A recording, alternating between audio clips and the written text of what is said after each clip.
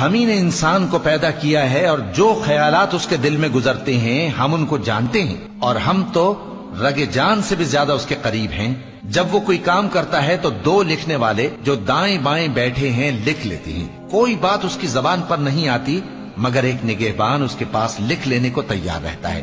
اور موت کی بے ہوشی حقیقت کھولنے کو طاری ہو گئی۔ اے انسان، یہی وہ حالت ہے جس سے تو بھاگتا تھا، اور سور پھونکا جائے گا، یہی عذاب کی دھمکی کا دن ہے۔ اور ہر شخص ہمارے سامنے اس حال میں آئے گا کہ ایک فرشتہ اس کے ساتھ ہانکنے والا ہوگا اور ایک اس کے اعمال کی گواہی دینے والا۔ یہ وہ دن ہے کہ اس سے تو غافل ہو رہا تھا، اب ہم نے تجھ پر سے پردہ اٹھا دیا تو آج تیری نگاہ تیز ہے۔ اور اس کا ہم نشیں فرشتہ کہے گا کہ یہ اعمال نامہ میرے پاس تیار ہے۔ حکم ہوگا کہ ہر سرکش ناشکرے کو دوزخ میں ڈال دو، جو مال میں بخل کرنے والا، حد سے بڑھنے والا، شبہ نکالنے والا تھا۔